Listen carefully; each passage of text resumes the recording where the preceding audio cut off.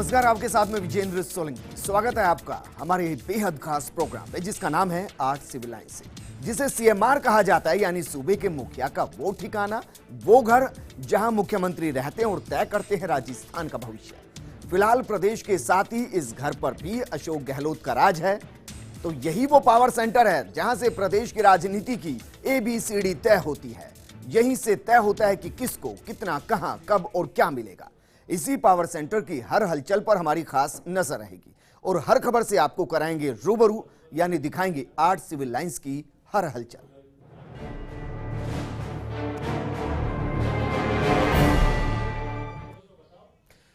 कांग्रेस यानी देश की सबसे पुरानी पार्टी ने वैसे तो हर उतार चढ़ाव देखा है, लेकिन साल 2014 पार्टी के लिए कितने बुरे सपने जैसा रहा। पार्टी लोकसभा के चुनाव 44 सीटों पर सिमट गई, लेकिन 2018 का साल कांग्रेस के लिए उजली धूप लेकर आया और मायूसी के बादल मानो छट से गए। राहुल पूरे साल आगे रहकर मोर्चे की अगुवाई करते रहे, तो उनका भरपूर साथ दिया पार्टी और खासतौर से राहुल गांधी के सबसे भरोसेमंद सिपहसालर अशोक गहलोत ने। अब जबकि बीजेपी ने सवर्ण आरक्षण का दांव खेल दिया है, तो सियासी समीकरण को गड़बड़ाने से रोकने के लिए मुख्यमंत्री अशोक गहलोत सामने आ गए हैं। ये रिपोर्ट देखिए।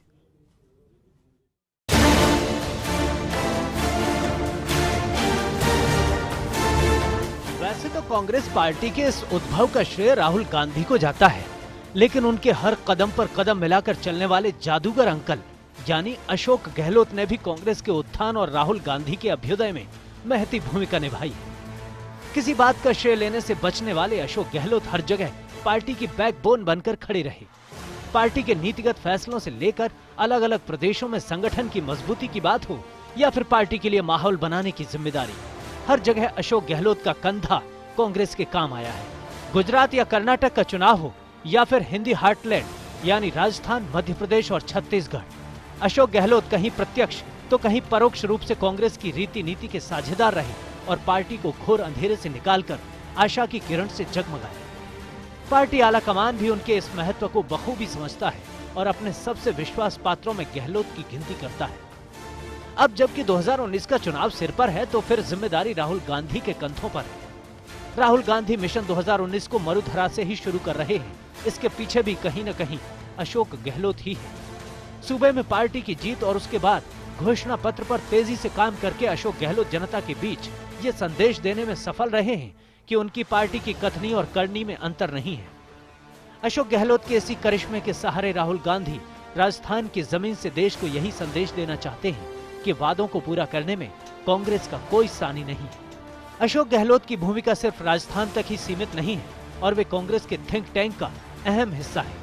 ऐसे में जब राहुल गांधी राजस्थान से ही लोकसभा अभियान की शुरुआत कर रहे हैं, तो गहलोत उनकी रैली को सफल बनाने की हर मुमकिन कोशिश में जुटे हैं ताकि कांग्रेस पर वापस लौटा भरोसा कायम रह सके। 9 जनवरी को जब राहुल गांधी किसान सभा को संबोधित करेंगे, तो उनकी जुबान पर किसान, गरीब, मजदूर तो होंगे ही, राफेल भी रहेगा।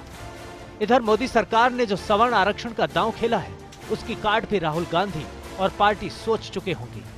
इधर बीजेपी के इस दांव से राजस्थान में समीकरण न गड़बड़ाएं, इसके लिए गहलोत ने मोर्चा संभाल लिया है।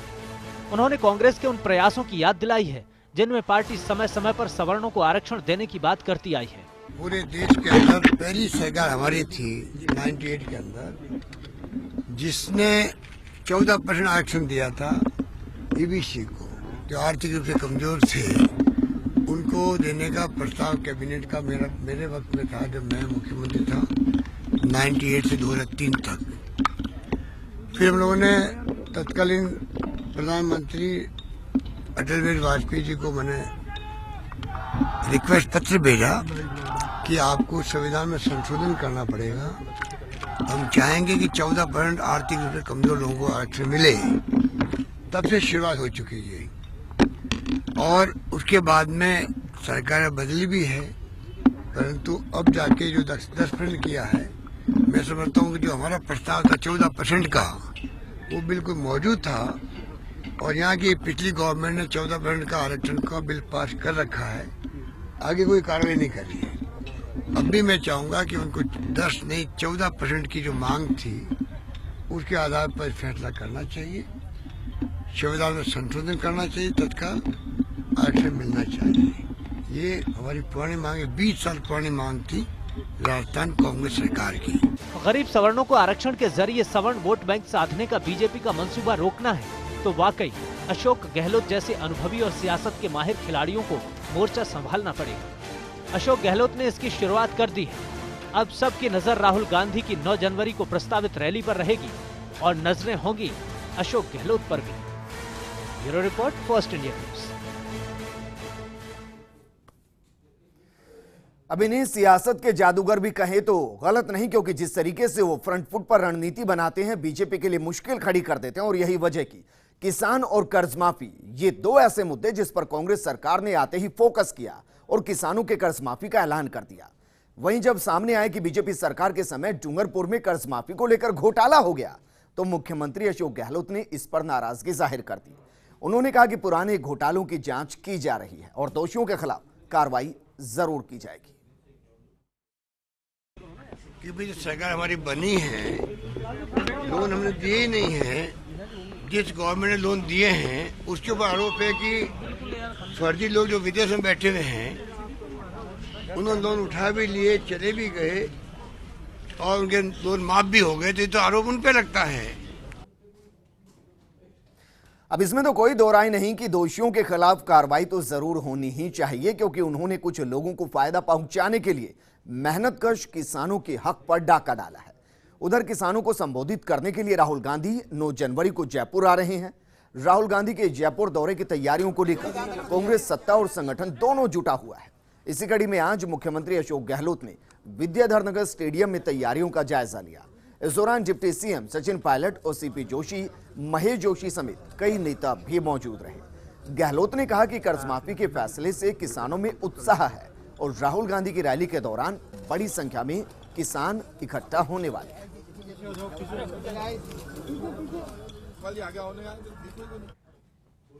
अब मुख्यमंत्री अशोक गहलोत को जननायक कहा जाता है, और हो भी क्यों ना, क्योंकि कांग्रेस की सरकार बनते ही सबसे पहला फैसला लिया किसानों की कर्ज माफी का। आज भी मुख्यमंत्री अशोक गहलोत मीडिया से रूबरू हुए तो उन्होंने कहा कि कांग्रेस जो कहती है उसे पूरा जरूर करती है और यही कारण है कि कांग्रेस सरकार ही किसानों की हितैषी सरकार है। उन्होंने पूर्ववर्ती बीजेपी सरकार को भी आड़े हाथों लेते हुए कहा कि बीजेपी सरकार के समय कर्ज माफी जैसे घोटालों की जांच की जा रही है और दोषियों पर कार्रवाई जरूर होगी। जरा सुनिए। इतने बड़े फैसले हमने किए हैं, जो राहुल गांधी जी ने कहा था 10 दिन के अंदर अंदर हमारी सरकारें कर्जा माफ करेगी, वो हमने कर दिखाया है। लोगों को राहत मिले। आत्महत्याओं की जो बदनामी हुई राजस्थान में, भविष्य में नहीं हो, ये हमारा ध्येय होना चाहिए।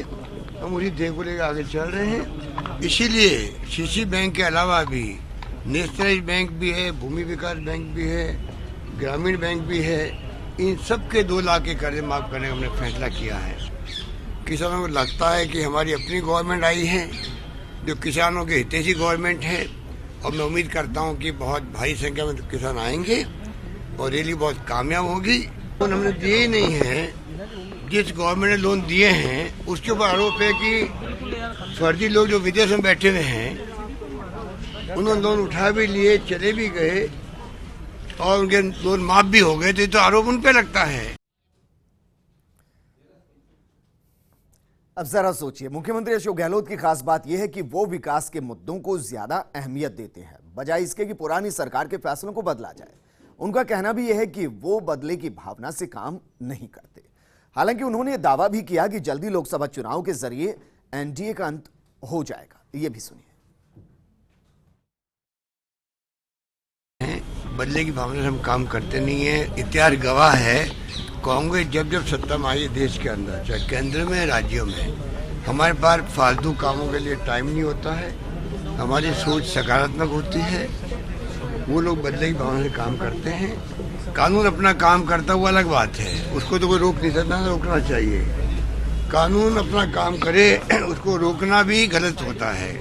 बाकी हमारा कोई पूर्वाग्रह नहीं है। बीजेपी के पास खाली धन बल है, उनके पास नैतिक बल नहीं है। क्योंकि 5 साल तक जो लफरी की गई है, 5 साल तक जो कुशासन हुआ राजस्थान के अंदर, 5 साल जो मोदी जी के झूठे वादे हुए थे, ब्लैक मनी लेके आएंगे, 1 रुपया लेके नहीं आए, इनका जवाब है उनके पास में। 2 करोड़ लोगों को रोजगार देंगे, प्रतिवर्ष दिया रोजगार उन्होंने। महंगाई कम कर देंगे, महंगाई कम की क्या? लहसुन भी, प्याज भी सब सड़कों पे जा रहा है। किसानों की आमदनी बढ़ी नहीं है। एक भी वादा उनका पूरा नहीं हुआ है।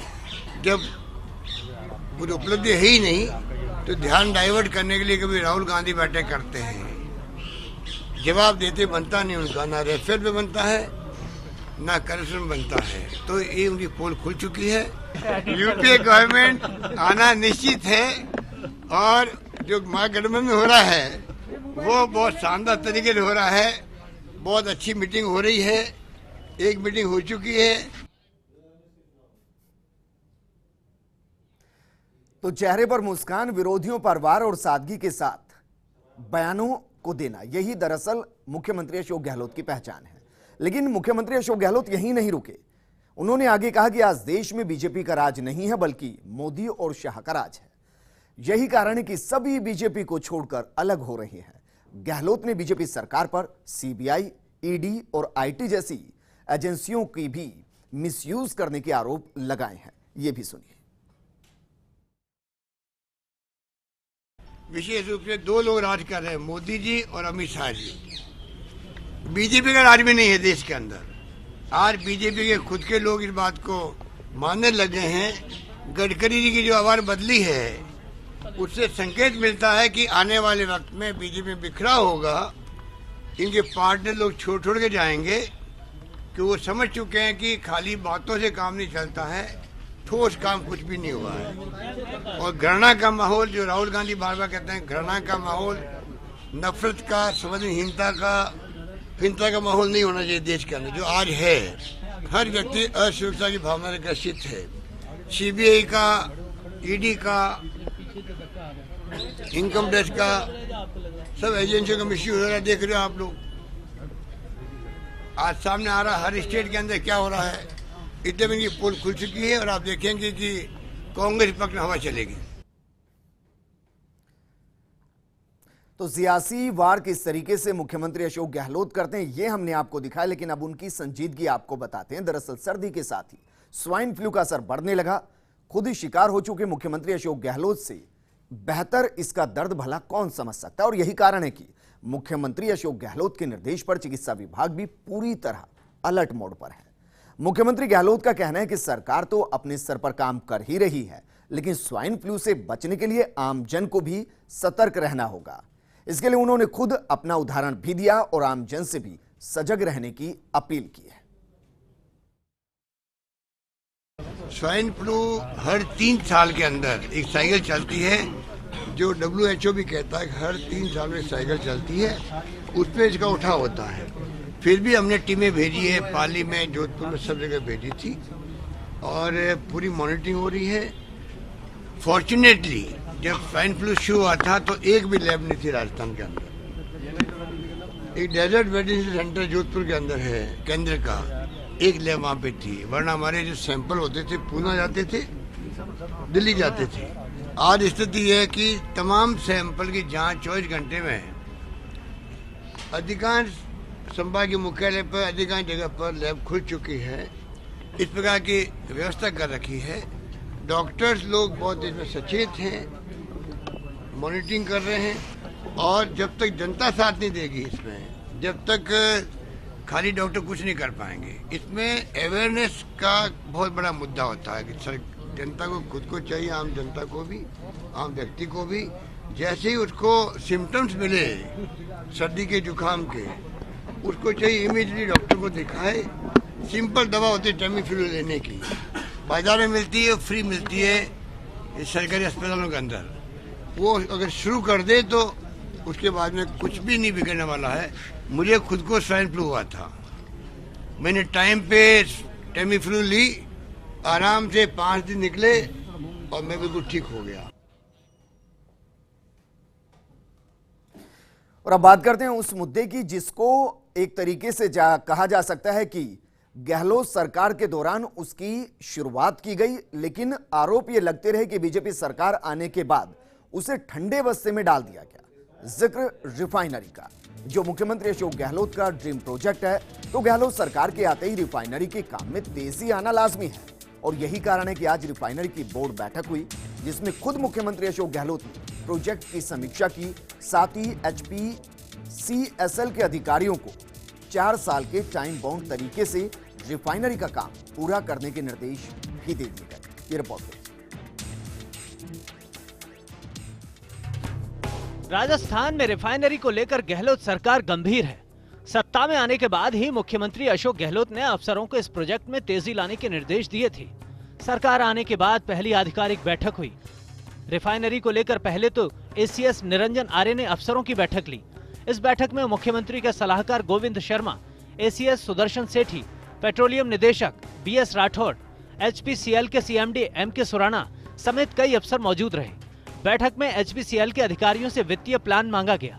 बैठक में HPCL के अधिकारियों ने पूर्व गहलोत सरकार से मौजूदा स्थिति में कितना मुनाफा है, ब्याज मुक्त ऋण की क्या स्थिति है और इक्विटी और लागत में क्या अंतर है, इसके बारे में विस्तृत जानकारी दी।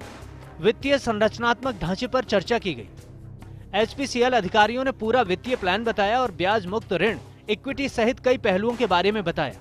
पिछली गहलोत सरकार से क्या आया फर्क, इस पर भी प्रेजेंटेशन हुआ। नए MOU से 40,000 करोड़ का कैसे फायदा होगा, इसके बारे में बताया गया। बाद में खुद मुख्यमंत्री अशोक गहलोत ने CMO में रिफाइनरी को लेकर बैठक बुलाई, जिसमें मुख्य सचिव DB गुप्ता, ACS सुबोध अग्रवाल, सुदर्शन सेठी, निरंजन आर्य, पेट्रोलियम निदेशक BS राठौड़, HPCL के CMD MK सुराना सहित अन्य अधिकारी मौजूद रहे। बैठक में HPCL के अधिकारियों से प्रोजेक्ट की प्रगति की जानकारी ली गई। HPCL के अधिकारियों ने बताया कि क्रूड, वाटर और प्रोडक्ट पाइपलाइन के टेंडर डॉक्यूमेंट फाइनल कर दिए गए हैं।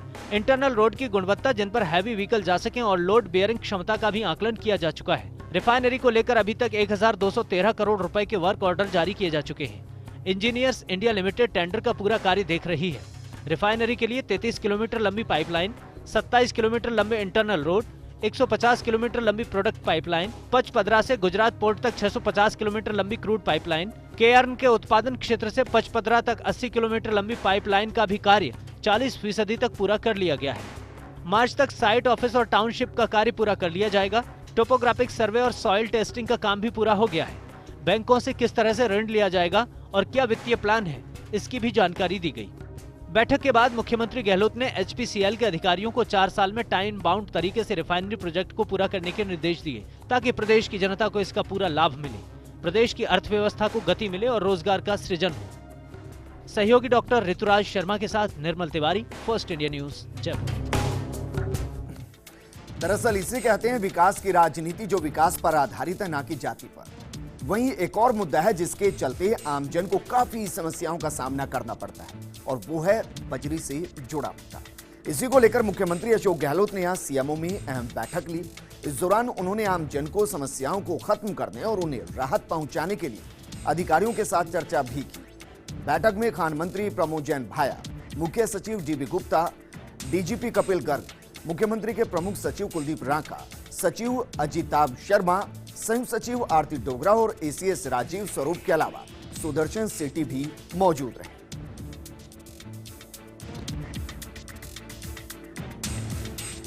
मुख्यमंत्री ने जब शपथ ली थी उस दौरान एक बयान यहां पर दिया था कि वो 24/7 के मुख्यमंत्री हैं। किस तरीके से वो काम कर रहे हैं, जमीन पर काम कर रहे हैं, ये हमने आपको दिखाया। लेकिन आज सोशल मीडिया पर वो किस तरीके से सक्रिय रहे, किन किन मुद्दों को उन्होंने छुआ और इसके अलावा क्या कुछ खास रहा, ये भी हम आपको बताएंगे एक छोटे से ब्रेक के बाद।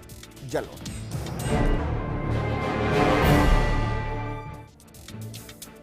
ब्रेक के बाद आपका स्वागत है। ब्रेक से पहले हमने आपको बताया कि किस तरीके से जमीनी स्तर पर मुख्यमंत्री अशोक गहलोत राजस्थान के विकास के लिए काम करते नजर आए। लेकिन अब हम आपको लेकर चलते हैं मुख्यमंत्री अशोक गहलोत के ट्विटर पेज पर और आपको बताते हैं कि सोशल मीडिया पर किस तरीके से मुख्यमंत्री अशोक गहलोत सक्रिय नजर आ रहे हैं और इस दौरान किन किन मुद्दों पर उन्होंने बातचीत की है।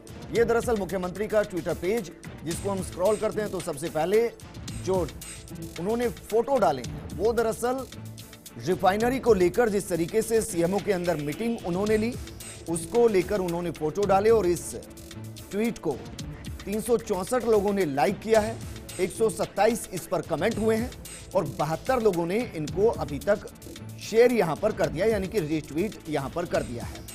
इसके अलावा 3 घंटे के करीब पहले मुख्यमंत्री ने ट्वीट किया कि पूरे देश के अंदर पहली सरकार हमारी थी 1998 में, हमारा ईबीसी को 14% आरक्षण देने का प्रस्ताव था। ये लगभग 3 घंटे पहले ट्वीट किया गया और इसको अभी तक 1000 लोगों ने लाइक किया है। 286 बार ये रीट्वीट हो चुका है। वहीं 198 के करीब इस पर कमेंट किए गए हैं। इसके अलावा 9 तारीख को राहुल गांधी जयपुर आ रहे हैं और इस को लेकर तैयारियों को लेकर मुख्यमंत्री बाकायदा विद्याधर स्टेडियम पहुंचे और वहां पर उनके साथ उप मुख्यमंत्री सचिन पायलट भी मौजूद थे। ये जो ट्वीट उन्होंने किया है इसको 715 लोगों ने लाइक किया है, 162 बार रीट्वीट किया गया है और 37 कमेंट इस पर किए गए हैं। इसके अलावा राहुल गांधी के यानी कि कांग्रेस की जो ट्विटर आईडी है उसको भी यहां पर ट्वीट किया गया है। वहीं पूर्व सांसद बामनवास के पूर्व विधायक श्री कुंजीलाल मीणा के निधन पर गहरी संवेदनाएं मुख्यमंत्री अशोक गहलोत ने यहां पर शेयर किए और एक सजग जनप्रतिनिधि के रूप में स्वर्गीय श्री मीणा ने सदैव अपने क्षेत्र की जनता की आवाज उठाई, उनको याद यहां पर किया गया है। इस ट्वीट को 976 लोगों ने अभी तक लाइक किया है, 206 बार ये रीट्वीट हो चुका है और 44 लोगों ने कमेंट भी यहां पर किया है। वहीं राहुल गांधी के कुछ ट्वीट को मुख्यमंत्री अशोक गहलोत ने रीट्वीट किया है, जिनको हम आपको दिखा रहे हैं। इसके अलावा कर्ज माफी को लेकर बीजेपी के राज्य में इतना बड़ा घोटाला हुआ, ये तो एक खुला है, हो सकता है ऐसे और भी घोटाले सामने आए। 9 घंटे पहले मुख्यमंत्री अशोक गहलोत के ट्विटर आईडी से ये ट्वीट होता है और कमाल की बात देखिए, महज 9 घंटों के अंदर 3200 लोगों ने इसे लाइक किया है, 873 बार ये रीट्वीट किया गया है। इसके अलावा श्रद्धांजलि यहां पर शोभाराम जी को दी गई है और जो टीम इंडिया जीती है उसको लेकर भी कांग्रेचुलेशन यहां पर कहा गया और उसको 1800 लोगों ने लाइक किया और 274 बार ये रीट्वीट किया गया। वहीं फेसबुक का रुख कर लेते हैं। फेसबुक पर 9 घंटे पहले मुख्यमंत्री अशोक गहलोत ने जो शेयर की पोस्ट, उसमें कर्ज माफी को लेकर बीजेपी के राज्य में इतना बड़ा घोटाला हुआ, वही जो ट्विटर पर हम आपको दिखा रहे थे 9 घंटे के करीब पहले फेसबुक पर भी ये पोस्ट डाली गई और इसको अभी तक 68,000 व्यूज, ये दरअसल मुख्यमंत्री का बयान भी इसके साथ टैग किया गया है, उसको 68,000 लोगों ने देखा है। 899 लगभग 900 बार ये शेयर हो चुका है और 278 कमेंट इस पे किए गए हैं। इसके अलावा अगर बात की जाए कुछ और तो वो भी मुख्यमंत्री अशोक गहलोत फेसबुक और जब आप ट्विटर को देखेंगे तो दरअसल दोनों पर ही एक तरीके के रिएक्शन यहां पर नजर आते हैं। लेकिन कमाल की बात यह है कि मुख्यमंत्री की फैन फॉलोइंग ट्विटर और फेसबुक दोनों पर ही जोरदार और बहुत तेजी से लोकप्रियता बढ़ती भी जा रही है। यानी कि किस तरीके से मुख्यमंत्री अशोक गहलोत सोशल मीडिया पर सक्रिय हैं और उसके अलावा जमीन पर तो वो सक्रिय हैं ही, जनता किस तरीके से उनके साथ जुड़ रही है, ये वाकई में एक बड़ा माइलस्टोन है। आज सिविल लाइंस में फिलहाल इतना ही, लेकिन चलते चलते आपको छोड़कर चलते हैं टेढ़ी नजर के साथ। नमस्कार।